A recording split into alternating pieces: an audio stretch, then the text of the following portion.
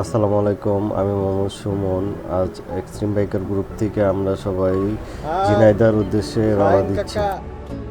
জায়গা আমি লাইনের বাইরে। হ্যাঁ, আরে এরা কারা, কোথা থেকে এলো এরা? আমরা এখন যশোরের উদ্দেশ্যে রওনা দিচ্ছি। সবাই অলরেডি রেডি হয়েছে, কমিউনিকেটর কানেক্ট করতেছে। তো এখান থেকে মাওয়া রোডে আমরা এখন উঠবো। আমরা অলরেডি পদ্মা সেতু পার হয়ে এখানে কিছু সময় সবাই মিলে আড্ডা দিলাম। আমাদের যাত্রা আবার শুরু। শাহিন কাকা, রকি কাকা, সেজান ভাই, তরিকুল, আমিনুল কাকা, রিয়াদ কাকা, আমার জন্য ওয়েট করতেছে আমার বন্ধু কালা মানুষ। নেন একটু বিনোদন।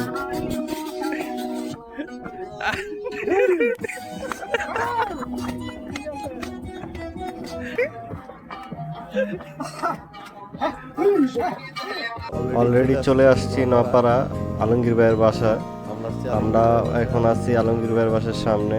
এই আলমগীর ভাই অনেক কষ্ট করে আমাদের সাথে দেখা করতে বাসা থেকে বেরিয়ে আসলো।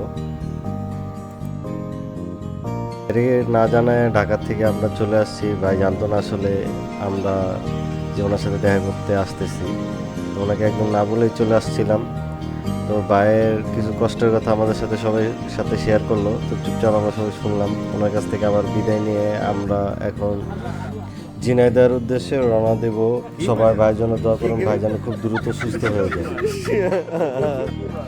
ভাই আল্লাহ হাফেজ। এখন আমাদের গন্তব্য ঝিনাইদহ। তো আমরা সবাই ঝিনাইদার উদ্দেশ্যে এখন বেরোয় গেলাম। আমরা অলরেডি ঝিনাইদার কাছাকাছি চলে আসছি।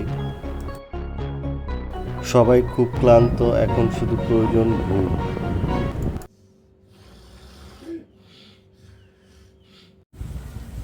ঘুম থেকে উঠেই দেখি বৃষ্টি। আহা, একই দুর্যোগের সৃষ্টি। আজকের দিনের সমাপ্তি এখানেই ঘটলো। আল্লাহ হাফেজ।